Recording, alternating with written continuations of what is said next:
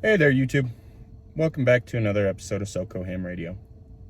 Name's Joe here, KE0TSE, and we're going to be doing a quick review over a radio I just got.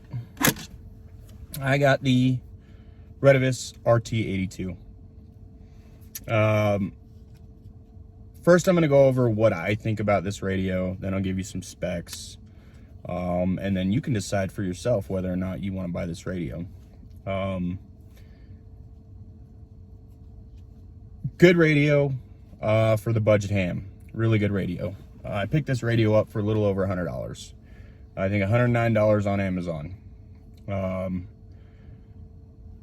Does everything I need. Couldn't ask for a better radio. There are a few drawbacks to the radio, but first I'm going to go over the pros. Pros to me, one, this radio feels real good in my hands. It feels like a really rugged radio, fits in my big hands real good. I do have pretty big bear paw of hands, so it fits in my hands good. I like to have a decent sized radio, so that I know that I'm actually holding the radio. The other thing I like is that the screen, I don't know if you can see that there, it actually sits recessed in, and I'll explain to you why I like that here in a minute. Also, clarity's real good. For a handy, I haven't had too bad of reports on this for it being a handy. DMR obviously works good. This is a dual band, dual mode handy, so it does VHF, UHF, analog, and DMR. So I have a lot, as some of you may know that have watched my videos in the past, I have a lot of DMR repeaters here. Well, enough anyways, and definitely a lot of analog repeaters here. So dual mode, I like to go with dual mode radios. That's all of my radios aside from the radio that I started with, are all dual mode radios. A lot of people may say that they don't like that, but I do, and I haven't had any issues with it. Especially when you're on a budget, then you don't have to buy multiple radios to do what you're wanting to do. Buttons, I really like the buttons. They feel good. All rubber buttons here. They're programmable. You've got the one on top here, one here, and two arrow buttons here, and then your PTT button. They're all programmable. Also, the P1 and the P2 buttons are programmable as well. Some drawbacks to this radio: battery life. Battery life is not the greatest compared to, say, an Islands HD1, an Anytone. Battery's not gonna compare. It's not even gonna come close to those radios.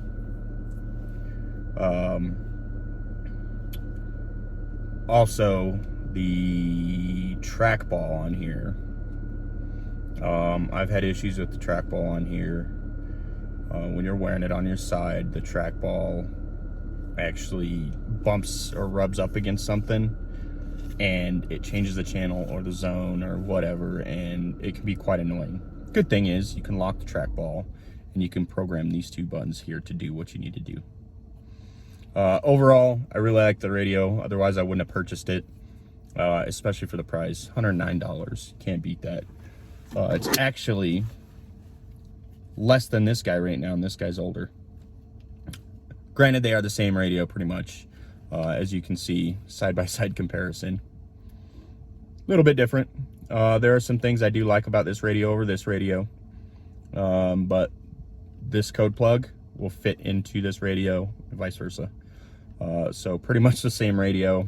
Let's go to the buttons here. I mean, the button layout's the same. Everything's pretty much the same.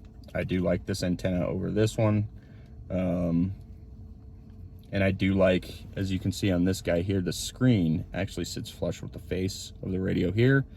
And you can probably tell, I hope you can see some scratches there. It's gotten pretty banged up because of that, which is why I like this one and the design of this one. Also, if you were to search for, going back to the battery life, if you get online and search for extended battery for TYT MD 2017, you will find extended batteries that will fit this guy here. So you can get an extended battery for it. The battery on this one is actually a 2200 mAh 7.4 volt, so 2200 milliamp hour. Like I said, doesn't compare to an Anytone or an Islands HD1, or some of those other radios that got, you know, have bigger batteries.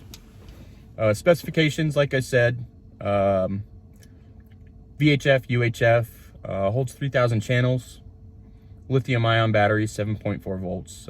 We kind of went over that. Let's see here. Audio output power, 1 watt at 16 ohms.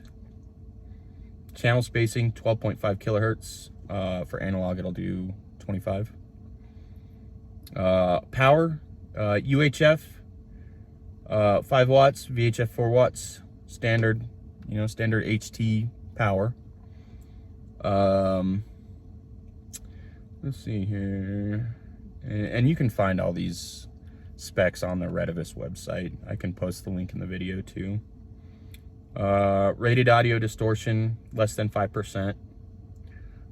So pretty good radio. I'm really glad Retevis came out with their version of the MD 2017. I like it.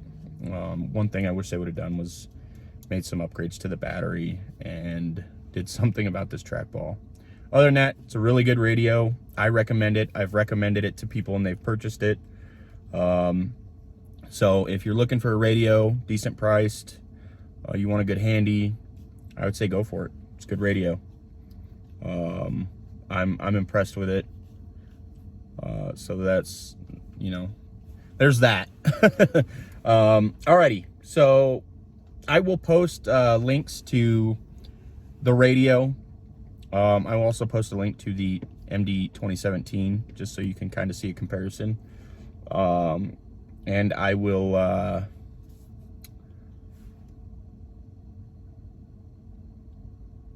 I think that's it. I will post a link to the radio, and I'll post a link to the 2017 and any other links I think that you'll find useful. If you have any questions, comments, whatever, please leave them in the comments down there.